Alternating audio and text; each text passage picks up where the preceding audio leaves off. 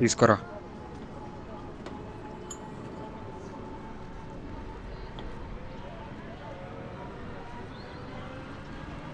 తాగురా tea.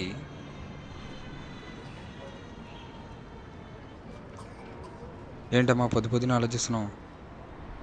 ఏంటి matter? ఏం లేదురా, నిన్న బాహుబలి చూసా. బా ఏం తీశాడ్రా రాజమౌళి. సినిమా అంటే అలా ఉండాలి. నేను కూడా ఏదో ఒక రోజు అలాంటి ఒక సినిమా తీస్తా, ఖచ్చితంగా తీయాలి. అబ్దుల్ కలాం గారు కలలు కనమన్నారు. వద్దులే. ఎలాగైనా ఒక మంచి డైరెక్టర్ అవ్వాలిరా. రేయ్, మనము ఫైనల్ ఇయర్, ముందు చదువు.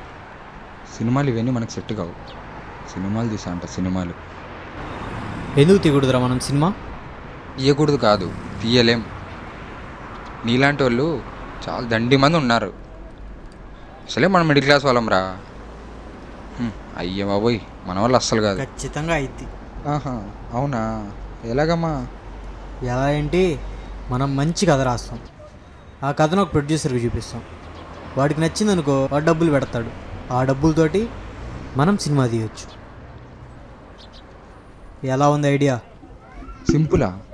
సింపుల్ ఏంట్రా? డైరెక్షన్ అంటే ఏంటో తెలుసారా?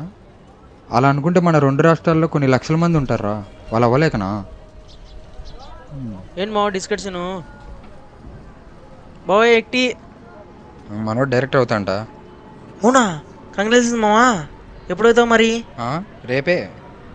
నువ్వు ఆగురా, నీ చెప్పు మావా. డైరెక్టర్ అవ్వాలిరా, బాహుబలి లాంటి సినిమా తీయాలి. ఓహో అంతేనా? దాని ఏమో చేద్దాం. ఏం చేసేది? అదే 2 నిమిషాలు మ్యాగీయా చేయడానికి? సినిమా అమ్మా, సినిమా. రేను ఉండ్రా, మనకిప్పుడు ప్రొడ్యూసర్ కావాలి మావా, నేను ఎప్పటి నుంచో అల్లు అరవింద్ని, దిల్ రాజును చూసి ప్రొడ్యూసర్ అవుదాం అనుకుంటున్నా మావా. మన ఇద్దరం కలిసి సినిమా తీసేద్దాం. 30 అయింది, ఇచ్చేయి బిల్లు. రే మావా, టీ క్యాన్సల్. నా దగ్గర ఎక్కడిరా, నువ్వు ఇప్పిస్తావు అనుకుని నేను అడిగిన. ఏందే 30 లేవా? మరి ప్రొడ్యూసర్ ఎట్లా అవుతావురా? మా తాత దగ్గర 30 ఎకరాలు ఉండేవి, చివరికి 3 ఎకరాలు తెచ్చాడు.